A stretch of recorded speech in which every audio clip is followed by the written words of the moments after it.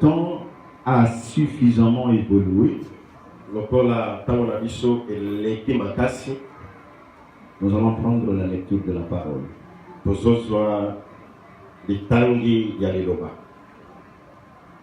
Nous prenons 2 rois. 2 rois et nous commençons. Chapitre 7.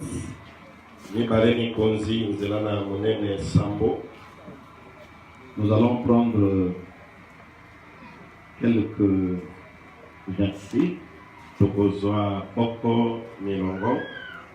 qui vont nous concerner. Mais je vais vous demander, lorsque vous serez chez vous dans vos maisons,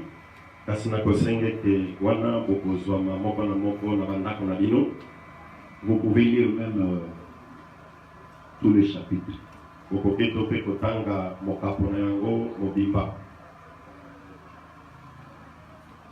Nous prenons le verset 9.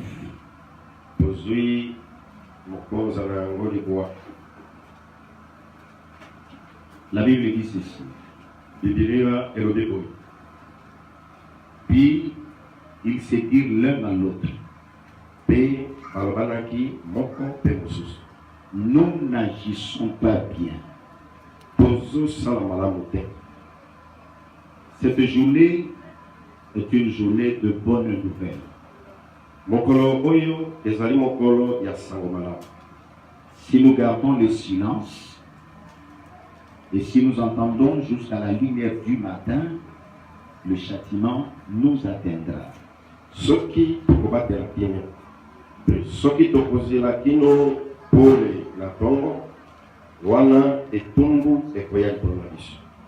Venez maintenant et allons informer la maison du roi.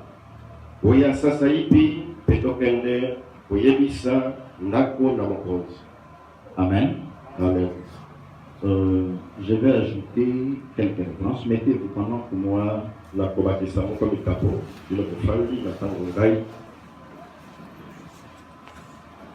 je prends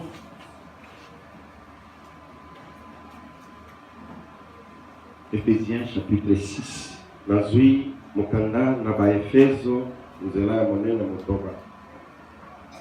Je prends le verset 15.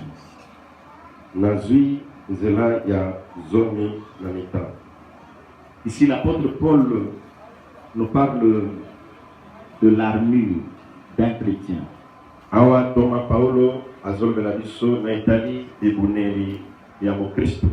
Mais nous prenons ici seulement une arme. Éphésiens 6, verset 15 dit ceci. Mettez pour chaussure à vos pieds le zèle que donne l'évangile de paix.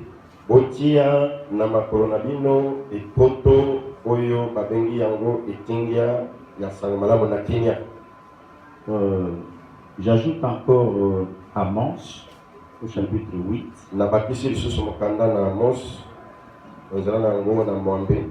Je prends le verset 11. Voici les jours viennent, dit le Seigneur l'Éternel, où j'enverrai la famine dans le pays.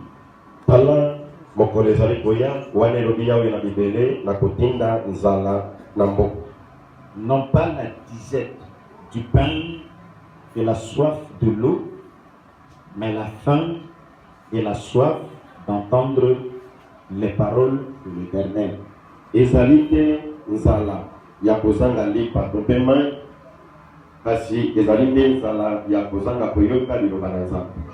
Amen. Amen. Que Dieu bénisse la parole que nous venons écouter maintenant. Je vais prier. Seigneur Dieu, notre Père, nous te sommes infiniment reconnaissants pour la grâce que tu viens de nous renouveler.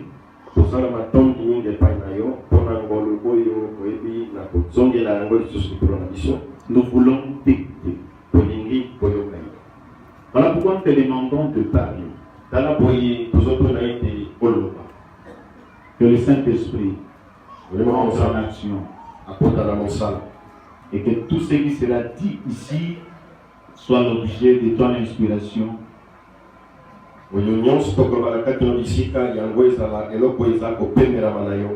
Donne une oreille circoncis à ton peuple,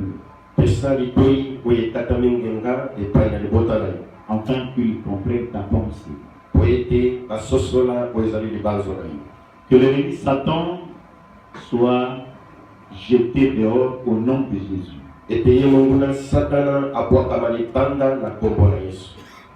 Sois élevé, Père. Sois béni. Au nom de Jésus, nous avons ainsi prié. Amen. Que Dieu bénisse une fois encore de plus au nom de Jésus. Est-ce que vous êtes dans la joie? Vous êtes dans la joie? Manifestez un peu de joie. La Bible dit la joie de l'Éternel sera votre force. Amen. La joie de l'Éternel sera votre force. Vous savez, il est dit, ça c'est le monde. Hein. Après la pluie, c'est le beau temps. C'est ça, non? Oui. Après la pluie, c'est le beau temps. Or, chez nous, ici, après la pluie, les gars ne n'est pas prié.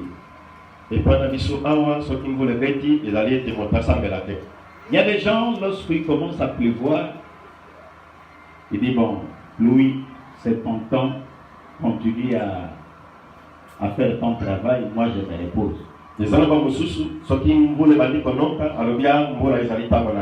Aujourd'hui, il a seulement menacé. Il dit, ce matin, il a seulement menacé. Mais quand les enfants de Dieu venir au culte dans un désintéressement total. Les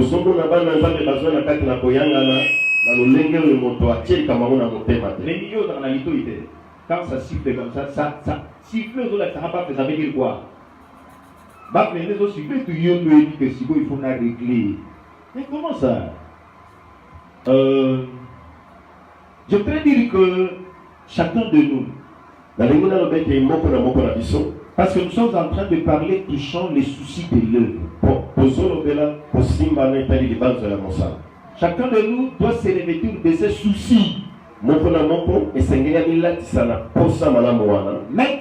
la chose de Dieu dans la première position. Donc faire l'œuvre de Dieu avec toute la volonté exprimée. Amen. Amen. Nous allons commencer. Nous avons dit d'abord que Néhémie avait un souci pour sa patrie. Et vous vous rappelez que chacun de nous doit se soucier de cette œuvre. Et quand chacun de nous aura souci de cette œuvre, nous ferons de grandes choses pour la gloire de notre Dieu. Nous avons pris le volet évangélisation. L'œuvre de Dieu, la parole de Dieu doit se répandre. Et nous avons dit que apporter la bonne nouvelle, c'est un problème de tout le monde. Chacun à son niveau a le devoir d'amener au Seigneur les âmes qui se perdent. Chacun de nous doit parler de Jésus-Christ partout où il se trouve. C'est pourquoi lorsque Jésus, avant de partir au ciel, Il dit à ses disciples, vous recevrez une puissance. Vous recevrez une puissance. Le Saint-Esprit survenant sur vous, et vous serez mes témoins. Chaque enfant de Dieu qui a reçu une puissance, ou encore chaque enfant de Dieu baptisé du Saint-Esprit, devient automatiquement témoin de Jésus. Nous sommes appelés à témoigner Jésus partout où nous nous retrouvons. C'est pourquoi nous avions dit la fois passée, lorsque Jésus est venu dans le monde, avant de commencer son ministère, il a commencé d'abord à se choisir ses disciples. Ces disciples devaient transporter la parole de Dieu partout où Jésus-Christ devait lui-même arriver.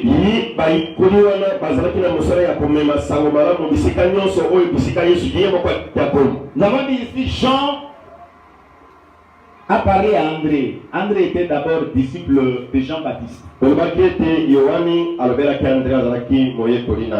André a entendu la parole, lui il a parlé à Simon. Quand Simon a rencontré Jésus, Jésus lui a changé de nom, il lui a appelé le nom de Céphas. Ce qui signifie Pierre. Jésus a parlé à Philippe. Philippe ne s'est pas arrêté à lui-même. Philippe de son côté a parlé à Nathanaël. Ça veut dire que quand moi j'écoute la parole, moi je dois parler à une autre personne pour la dire ce que vous avez entendu de moi. Confiez à des hommes fidèles qui soient eux aussi capables à les transmettre aux autres. Voilà, c'est de cette manière que la parole de Dieu doit se répandre. Que Dieu bénisse tout son nom de Dieu. Que Dieu bénisse tout son nom de Dieu. Aujourd'hui, nous avons pris une écriture. Nous sommes dans 2 Rois au chapitre 7.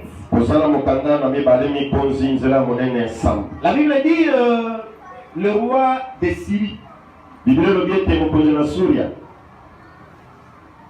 Ben Hadad, avait rassemblé toute son armée. Il monta et assiégea la ville de Samarie.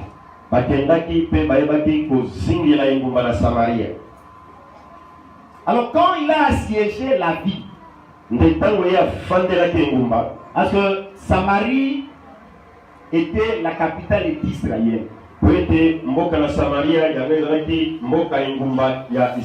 Alors le roi de Syrie prend toute son armée. Il vient et il assiège la ville de Samarie.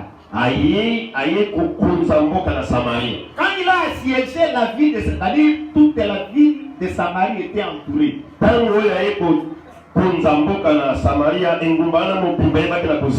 On ne pouvait pas entrer et on ne pouvait pas sortir.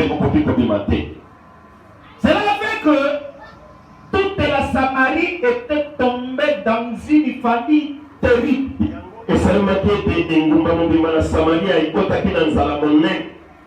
Quand il n'y avait plus de pain à manger, il est arrivé même que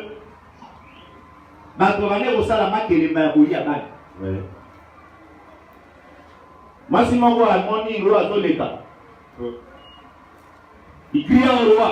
Oh roi, sauve-moi. Le roi prend la parole.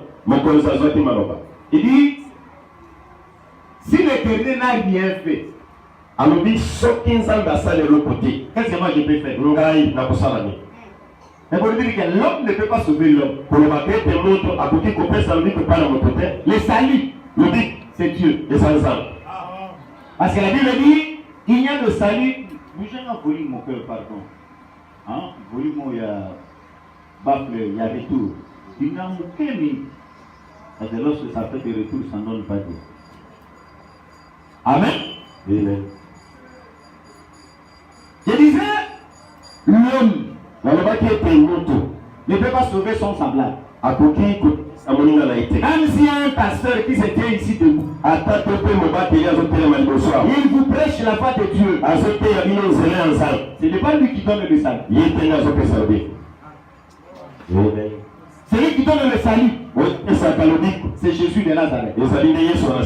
Il a dit, il n'y a de salut en aucun autre. Car il y a sous le ciel aucun autre nom donné parmi les hommes par lequel nous devrions être sauvés. Le nom qui donne le salut, c'est le nom de Jésus. C'est pas vous êtes bénis parce que connaissez le nom de Jésus. C'est le nom du salut. La femme prend la parole. Il dit le roi. Il dit roi. Cette femme ici est venue vers moi. Il m'a dit, mangeons aujourd'hui votre fils. Comme ça, demain, nous mangerons mon fils. Quand moi j'ai entendu cela, j'ai pris mon fils, nous l'avons préparé, nous l'avons mangé. Nous allons comme à niveau que moi si maman donc maman dit moi nanaye atumbaye na voisine nae bali. Alors nous arrivons aujourd'hui. Je lui demande de présenter son fils.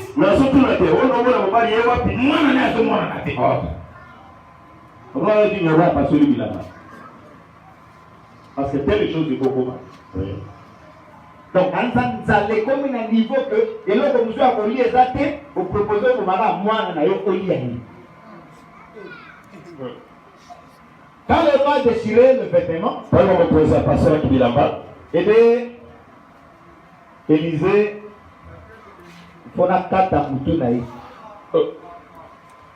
Et bien, que Dieu me bénisse dans toute sa rigueur sur la tête d'Élisée, fils de Shaphat, reste aujourd'hui sur lui. Donc,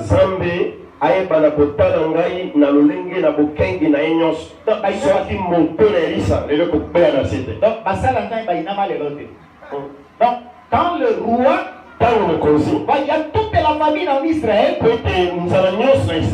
sa colère c'est contre le prophète. Il dit que Dieu me bénisse dans toute sa rigueur si la tête d'Élisée reste sur lui.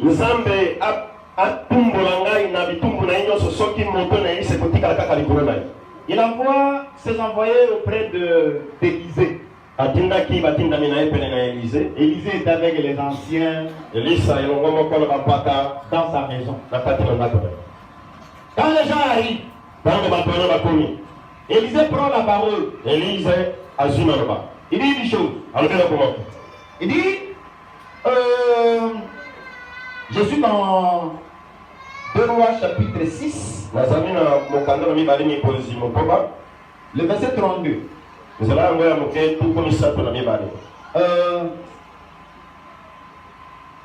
Il dit quoi? Non, là c'est d'abord comment le messager était envoyé. Au verset 7, au chapitre 7, le verset 1er dit ceci. Élisée dit, écoutez la parole de l'Éternel. Ainsi parle l'Éternel. Demain, à 7 heures, on aura une mesure de farine, de fleurs de farine pour un cycle. Et 2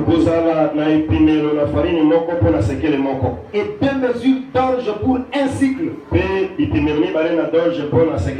À la porte de Samarie. Non, le prophète Lui, il dit la parole que Dieu lui annonce. Et on reconnaît un véritable prophète lorsque la parole qu'il dit venait à s'accomplir.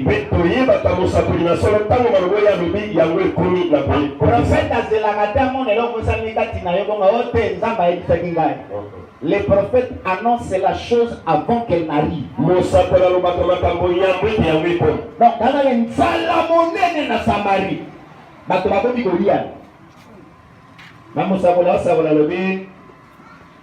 mesure à fleur de farine moko.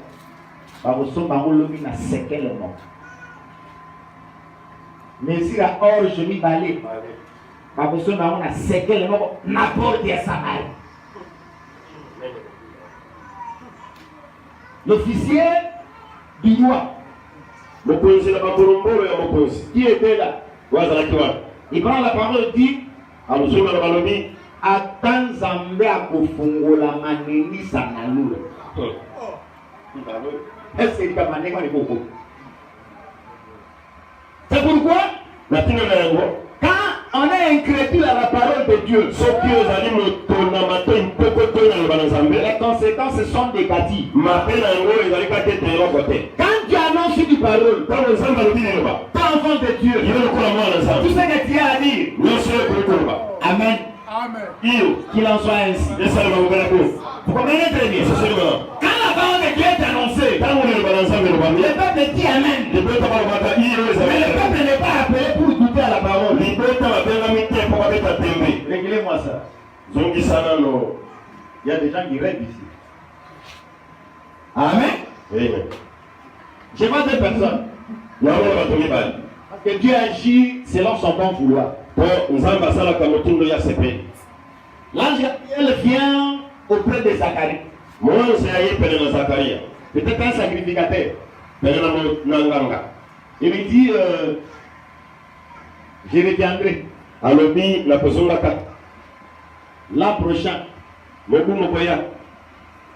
Élisée ta femme. Elisabeth ta femme ou ton fils. Zacharie dit moi c'est un peu ma poule poli. Et là je lui dis parce que tu n'as pas cru à la parole de Dieu. Parce que tu n'as pas cru mes paroles qui s'accompliront. Yo comment on a le sous-tête il comment on est beaucoup ça. Amen. C'est pour dire que l'incrédulité est très dangereuse. Il faut avoir foi dans la parole de Dieu. Le même ange arrive chez Marie. Il dit presque les mêmes paroles. Il dit tu deviendras enceinte. Tu enfanteras un fils. On lui donnera le nom de Jésus. Car c'est lui qui sauvera son peuple. Parce que Dieu fait grâce à qui il fait. Marie n'a pas été frappée. Mais c'est Marie, on lui donne plutôt une explication. Marie a dit je ne connais point d'homme. Comment cela arrivera-t-il? Amen. Oui. Mais ici, quand Élisée a entendu la parole de l'officier, qui a dit même si Dieu ouvrait les fenêtres du ciel, est-ce que pareille chose est? C'est-à-dire que Dieu est capable de changer ta vie en un clin d'œil.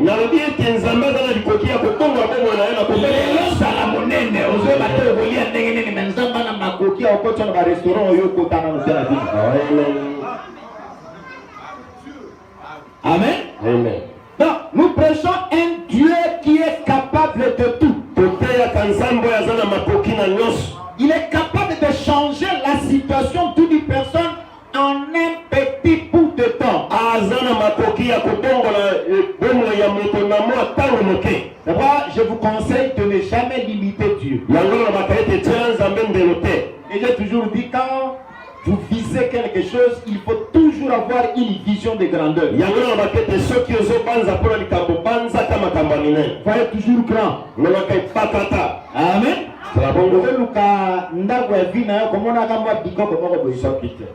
Donc, talanda kwa rêve no, donc na kwa kitotali tala sala, tala met, tala TV likiwa na monene. Ah, TV tali TV, oh TV ndenge. Amen. Amen. J'ai besoin de gens qui ont la foi comme ça. La foi qui transporte les montagnes. J'ai la foi, je vais dire à cette montagne, transporte-toi d'ici, je te Et Jésus a dit, quand tu ne doutes pas dans ton cœur, tu le verras s'accomplir. Amen. Amen. Élisée prend la parole. Tu le verras bien de tes yeux. Mais tu n'en mangeras pas. On dit mal au ça. Donc pour comprendre le thé, n'est pas fou qui dit tal. N'est orge qui dit tal. En ce moment, on a mango ya mama bende, hein. Et le baba mbongo ya sengi. Abi kopo ya fufu, kopo ya farine, en ce moment on a sengi. Hein? Donc moi mbongo ya mokei, c'est-à-dire vous pouvez mona na katite na mboka, mosune mona na kate, lipe mona na kate, ko bi terrible jusque na niveau que mboka don di mali amona na ye. Na di kelemba. To di anga lelo, ya yo to godi alu. Dans les marqués marqués salawa. Mais il dit que lobi na porte ya Samarie, ba ko so ma fufu na mbongo esangati. Présento. Amen.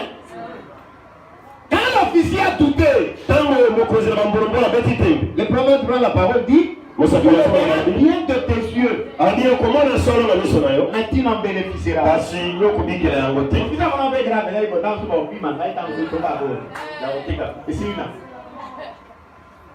Il s'est fait quoi?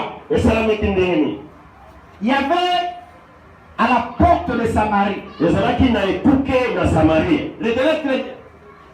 C'était à la porte. Or, ceux qui se tiennent à la porte, on les appelle les portiers. Les portiers, je vais les donner. Il y avait 4 lépreux qui se tenaient à la porte. Ils ont dit quoi? Si nous entrons dans la vie, il y a la famille.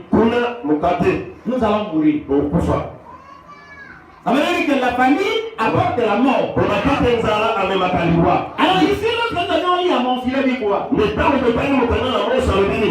vient où j'enverrai la famille. Ce ne sera pas la disette de pain ou la soif de boire. Ce serait la disette et la soif de goûter la parole. Et quand tu as cette grâce d'écouter gratuitement comme ça la parole, il faut louer les gars. Donc aujourd'hui on vous prêche la parole de Dieu gratuitement. Il y aura un temps. Il y aura un temps. Entendre cette parole. Alors, les 4 lépreux ont dit quoi? Si nous restons ici, il y a la mort. Parce que la famille l'amène à la mort. Si nous allons à Samarie, bon, peut-être ils pourront avoir plutôt de nous dans ce que vous avez voulu. Tout le monde va se faire au milieu de parce que tu as beaucoup de Samarie, tant que vous êtes au milieu. Amen. Ce sont 4 lépreux. Or, les lépreux, ce sont les hommes impurs. Un lépreux n'a pas part dans la chose de Dieu. Dans son coin du mal, il ne faut pas qu'on se dise. Il va vérifier au cas de pas. Donc, hors du camp. Vous comprenez ça? Amen. Or, celui qui est le prêtre est impur. Aujourd'hui, l'impureté, c'est le péché. Quand on est dans le péché, on est dans l'impureté. Et quand on est dans l'impureté, on est hors du camp. Amen. Mais les 4 lépreux ici, on est devenu très important. Il y a des lépreux que Dieu a appris. Il les a amenés dans le conseil. Et lorsqu'ils rentrent, ils amènent le Père au pays. Vous vous souvenez très bien? Amen. Dieu bénisse tout son nom de Jésus. Alors, les 4 lépreux décident de descendre maintenant vers le camp des Syriens. La Bible dit pendant qu'ils allaient,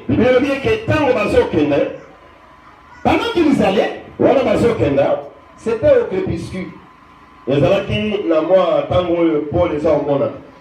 Crépuscule les attendent, hein? Moi, lumière, yaka, vamo, lilie. Amen.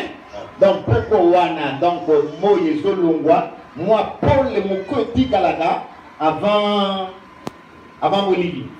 Oh, comprenez le soir. Ce sont les propres. Vendredi, nous étions ici dans le front de l'histoire. Que Dieu bénisse ceux qui étaient là avec nous au nom de Jésus. C'était bien en tout cas.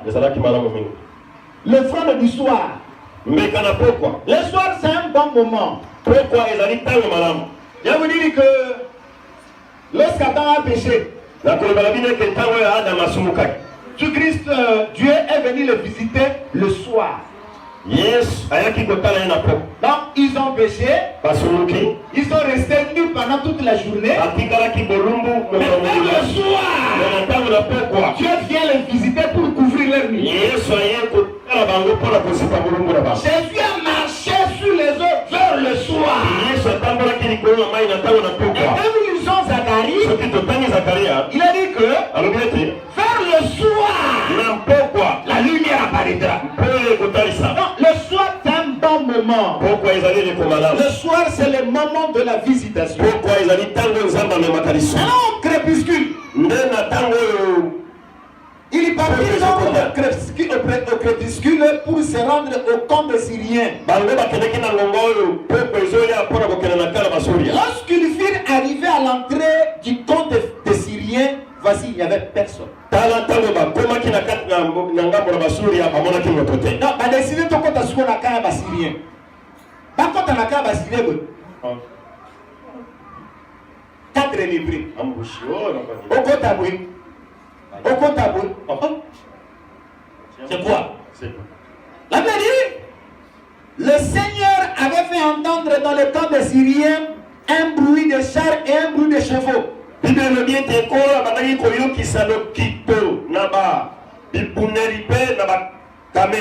bruit d'une grande armée. Et ils s'étaient enfouis, ils s'étaient dit l'un à l'autre.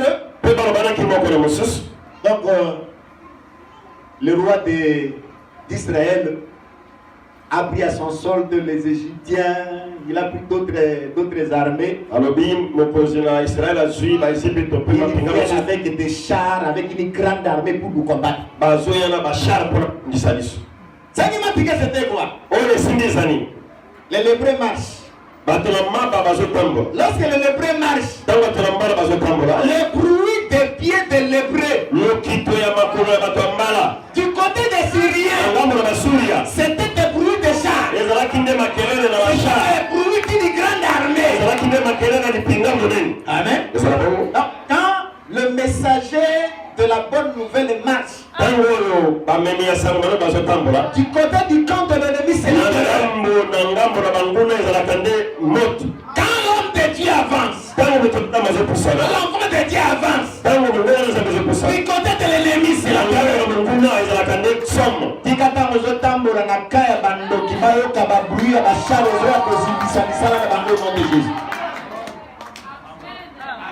Amen. Ennemi na yo tango zo pusana dans la canne bango de bandade. Na canne bango terreur.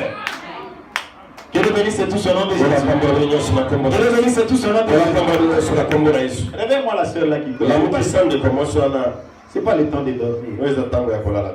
Hein? Est-ce que vous avez déjà vu quelqu'un en train de manger et dormir? Aussi là, comme on a monté, Azoli a pas Zola. Vous allez vous souhaiter un médicolo à Mesa Boé, aux Olia, aux Onima, et ça la gâté.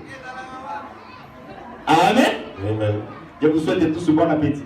La Pessidino, Polia Madame. Bon appétit. Polia Madame. Amen. Vous avez bon? Les 4 Hébreux ici représentent l'évangile. Amen. Alors l'évangile de Christ, la bonne nouvelle a été écrite par 4. Il y a Matthieu, il y a Marc, il y a Luc, il y a Jean. Amen. Ce sont les 4 lépreux. Lorsque l'évangile avance, on dit que dans le camp de l'ennemi, c'est la terreur, c'est la débâcle, c'est la confusion. Donc,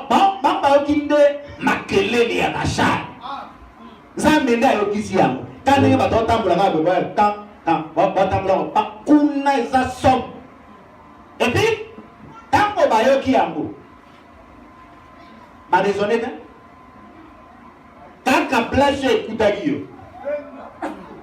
mwisi ali moto azwi tante akende kofungola ane na yo akangaki moto azwi tante akende kozwa farine na ye atikaki na ndako moto azwi tante akende kofungola congélateur na ye abimisa misuni ezwaki na kati kaka place nini wana oyoki nini wana bango nyonso babandi mbangu sans kotala sika bakindi kan mobimba ya basyrien bo bali koasiége Samarie bango nyonso badéserte bango nyonso bakindi. Le lépreux arrive comme ça. Maintenant, on va commis. Ah, mais ça attaché. D'abord, ils sont attachés. Ils ont fait quoi? Basarini. Bakotina Nanda. Moko. Amen. Bakotina Nanda. Hein? Ça c'est bien ça. Amen. Le verset 8 il nous dit quoi? Les lépreux étant arrivés à l'entrée du camp, pénétrèrent dans une tente.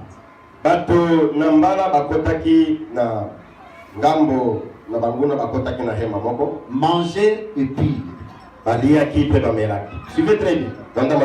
Et en emportèrent l'argent. Bamemaki pe niso. L'or, wol et des vêtements. Pédila. Wananda komo. Amen. Qu'ils allaient cacher. Ils rêvaient. Pénétrer dans une autre tente. Et en emporter des objets qu'ils allaient cacher. Donc, nanda kwa liboso. Bakotina d'abord balé. Amen. Allez, avant de communiquer quelque chose, d'abord il faut bagabolia. On ne peut pas être ministre lorsqu'on a les ventres en face. C'est-à-dire, on ne peut pas être ministre quand on n'a pas la parole. Amen. Le ministère, c'est la parole. Quand ils entrèrent dans la première maison, ils ont mangé, ils ont bu. Amen. Amen. Le ministère des Arabes s'embolait. Le ministère d'Attaque à Londres, quand j'étais à Chicago,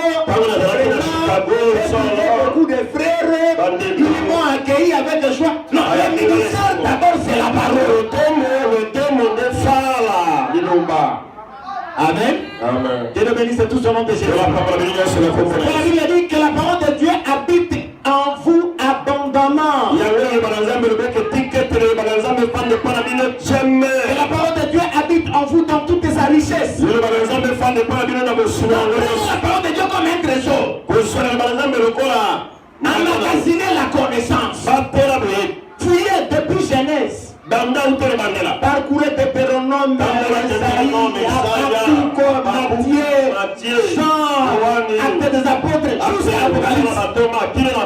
Vous avez une vision d'ensemble de la parole. Et lorsqu'il sera même une question d'un débat, donc tu es outillé donc pour répondre correctement à l'adversaire. Il est venu, c'est tout au nom de Jésus. Parce qu'il faut savoir que dans ce combat, même l'ennemi, même s'il n'est pas de notre, mais il a la conscience de la parole. Donc, remarquez, le diable s'approche vers Jésus. Il n'est pas venu les mains vides. Il dit, tu as faim. Dis à cette pied qui se transforme en paix et mange. Hein? Il est venu avec la parole. Yesu soit Zangadi Loba. Avec un Singana Zanambuya. Eh, Banga. Baluka Komari. Jésus répond aussi par la parole. Il est aussi écrit que l'homme ne vivra pas de pain seulement, mais l'homme vivra de toutes les paroles qui sortent de la bouche de Dieu. C'est pourquoi les Hébreux ici, ils ont d'abord mangé. Amen. Ils ont mangé, ils ont pris. Ils ont pris quoi? Et dans le mais lui, ils ont pris quoi? Ils ont pris l'argent, ils ont pris l'or, ils ont pris les vêtements. Amen. Ils ont pris l'argent, ils ont pris l'or, ils ont pris les vêtements. Avec l'argent, nous voulons les rachats. Parce que l'argent était fait avec de l'argent. C'est ça la rédemption. Et lorsque j'irai présenter à la personne la parole de Dieu, je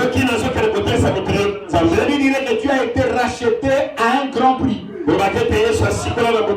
Jésus avait payé le prix pour ton rachat. Lorsque tu viens à lui, tout ton péché est expié. C'est ça, c'est même la flatterie de la parole. Donc, dans le temps, il faut la sala. Moi, il y a une sala. Qui coule sur la sala. Donc, ce qu'on a dit, c'est que si oui. Quand tu donnes seulement ta vie à Jésus, tu peux pardonner tous tes péchés. Ils ont pris l'or. L'or, c'est la gloire de Dieu. Lorsque nous évangélisons, nous transportons la gloire de Dieu pour la présenter aux hommes. Et ils ont pris les vêtements. Dieu, après nous avoir pardonné, Dieu nous laisse pas comme ça. Il nous revêt du manteau de la justice. Les vêtements, ce sont les œuvres justes des saints. Si un jour nous sommes saints, ça ne vient pas de nous. Dieu a appris sa justice. Il nous a revêtu de sa justice. C'est quoi la Bible dit? Revêtez-vous de Jésus-Christ, c'est comme un vêtement.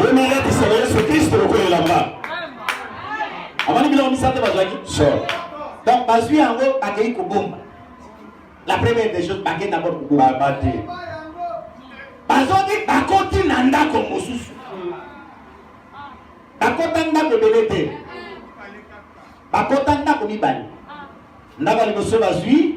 argent, vêtements,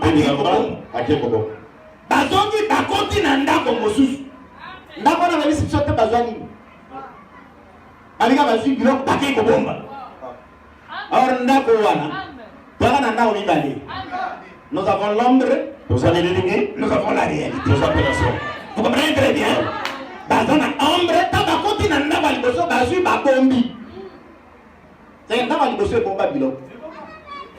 Vous comprenez très bien? C'est pourquoi nous appelons ça l'ombre. Et bomba bilo. Bakoti na deuxième ndako, basu bilo, babombi.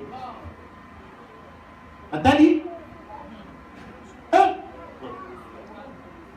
Ce que nous faisons n'est pas dit. Amen. Amen. Dans ma lié. Batondi. Bameli. bazui biloko babombi. Amen. Tu vois, Jésus avait dit qu'on n'allume jamais une lampe pour la mettre sous le boisseau.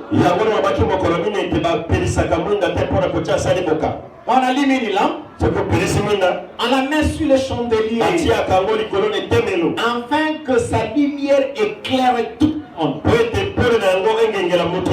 Et lorsque moi j'ai la vérité, cette vérité je ne la garde pas pour moi-même. Et cette vérité je la présente devant tout le monde. Afin que tout le monde en soit éclairé. Ils ont dit quoi? Cette journée, c'est une journée de bonnes nouvelles. Quelqu'un me suit? Quelqu'un me suit? Que le bénisse tout son nom de Jésus. Cette journée est une journée de bonnes nouvelles. Et moi j'ai la vérité. Et que j'ai la bonne nouvelle à moi. Et cette nouvelle nouvelle, il faut que je la mette à la portée de tout le monde. Vous comprenez très bien? Babini, il faut que ne suive pas mon conseil. Pour que vous annoncer le coup. Accueilli, tant que vous avez commis, et pas mon conseil. A bêtisa. Abi, na camp, il y a pas Syrien. Mon tam, mon quoi ça. Panda kupulili. Bibuele benenge bakanga ki na banzite. Talabi. Talak. Mais il faut que ça me connaisse. Bagé pas me connaître, mais me connaisse. Basirien ou basieja qui bisoa, ou basingla qui bisoa. Basate bakini bagonyos. Hein? Aseli. Akini? Bon, il y avait une marque d'interprétation là.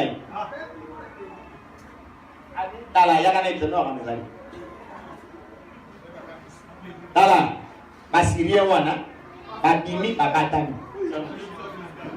Le roi m'a dit que tout ça n'a pas. Babatami, bayudana, bakokot. Tomota kokota, bazinge la biso, bakanga biso, apoto la biso mboka. Moko na officier na yabi mokozi. C'est là non. Tout ça la bonne côté. Hein? Tout ça la bonne côté. L'un des serviteurs du roi répondit. Moko na basale mokozi ya noli. Que l'on prenne 5 chevaux. Besoin ba Gamela Mital. Makal. Amen. 5 chevaux. Nous avons 4 lépreux. Les 4 lépreux que nous avons représentés par l'évangile. Alors maintenant on prend 5 chevaux qui restent encore dans la vie. Pas chevaux et puis hein? Mitan dans les années. Apôtre. Amen. Amen. Prophète. Pasteur. Évangéliste. Docteur. C'est ça les 5 chiffres. Vous comprenez très bien? Mais on dit les chiffres c'est la vigueur. Un ministre doit avoir la vigueur. Mais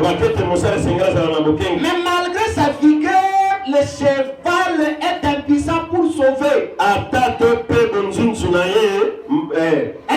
malgré sa vigueur, il ne sauve pas.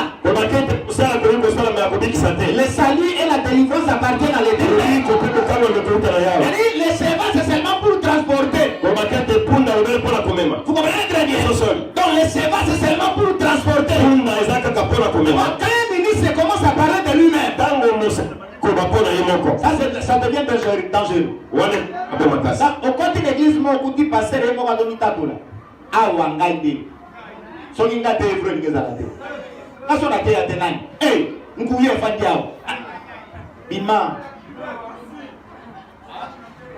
Le cheval, bien que il est doté de la vigueur, mais il est incapable pour délivrer. La délivrance appartient à l'Éternel. Le salut, c'est au nom de Jésus. Alors, le serviteur a dit quoi? Parce que la mission a 5 chevaux et Tigani n'a pas jambo. Il a un mitano. Parce que dans la vie, il a un mitano. Le ministère a cardinal les Anawa. Hein? Un archibishop, hein? Parce que vous êtes tiré en caca, hein? Mitano. À part mitano, bon attendez.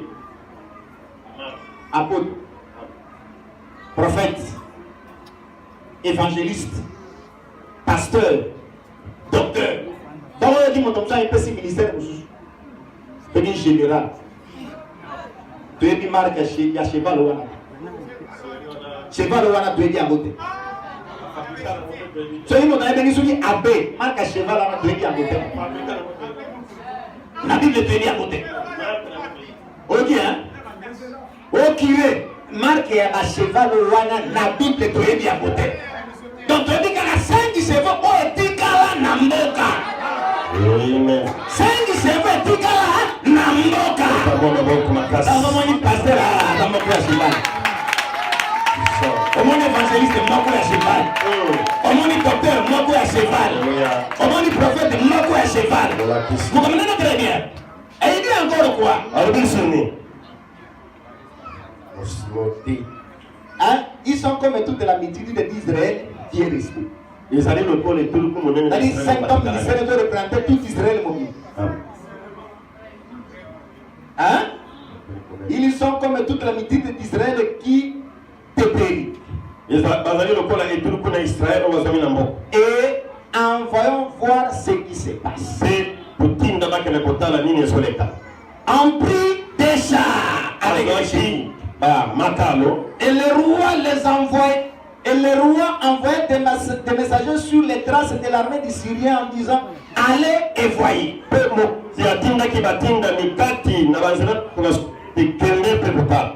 On a pris 5 chevaux avec des chars. Des chars. Donc vous comprenez ça? Vous comprenez ça? Allez, quand il y a les 5 chevaux, il n'y aura pas beaucoup de chars. Nous avons l'ombre, nous avons la réalité. Nous avons la première alliance et nous avons la seconde alliance. Vous comprenez très bien? Amen. À la loi et au témoignage, si on ne parle pas ainsi, le peuple ne fera pas l'horreur. Il y a la mission à hein? La loi et la grâce. Donc nous présentons la loi, nous basculons vers la grâce. Et si ça va être ça, oh bon, tous on a mon Saint-Gély. Oh, prenez la brochure numérotelle 1. Ici, au Zamba Komao, au Atiela Bisso Awa, c'est complet. Nous avons l'ombre, nous avons la réalité. Il n'y a rien à ajouter ici. Il n'y a rien à ajouter ici. Tu entres quelque part. Et qu'on te lise la parole de Dieu contenue dans la Bible. Enfin, autre chose. Bimambangu ya kusakanate kutasate.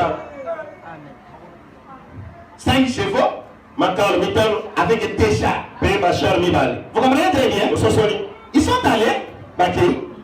Bakei, Batali. Baketi. Pembeni ya Jourdain. Bakutika babitene bilanga etikali nde batoki mambanga di mutu soni muswa de kwa kozonga ko ramasser te. Tika yango diba. Kuna ezopela moto. Amen.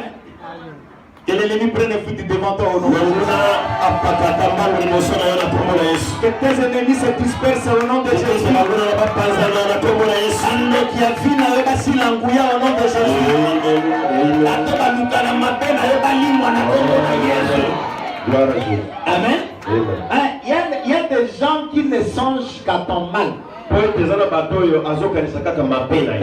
matériel, azoyo kakanda. Et dans le monde, nous sommes kakanda la voix monio sur le malam de la piscine. Onio. Quand on a le cas qui volait qui a bleu. Au son il volait à violet. Allah qui s'abat. Ah, et c'est lié.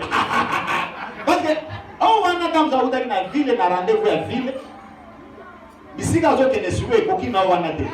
Alors que dans soirée, il faut aller relax. Beaucoup de gens qui ont été au bureau, à la ici, tout ça, mais tant qu'il y a un endroit, on a relax. Ah, bon Dieu. Hey, Bamba oui. Hey, Benjamin Agnosto, Pembe, Mosika. Amen. Et de bénir son nom de Jésus. Merci beaucoup ma soeur. Amen. Tu es vivant. Il dit ce sont des projets de bonheur qu'il forment pour toi. Des projets de bonheur et de paix. C'est ce que tu es en train de former pour toi. Quand ils sont venus donner la nouvelle, Israël est entré dans le camp des Syriens. Baramasé, pas foufou, pas farine, ils ont pillé le camp. C'est ça que la Bible dit. Ils ont pillé le camp. Quand ils ont fini de piller, ils ont été bébés. À tout à piller. Ils ont assis que mort. Et c'est quand tu as besoin de ça. Et Kokisami Ndenke Mosako la Lobaki. C'est vrai, qu'est-ce que les rois avaient fait? Les membres officiels là. Atinda qui est yo que ne peut surveiller tiens mon longo d'abord. Ayo que ne tient ordre d'abord. Alors bateau va jouer la pression à Nzala. Atinda officiel nyata. Amoni fufu na miso. Mais allez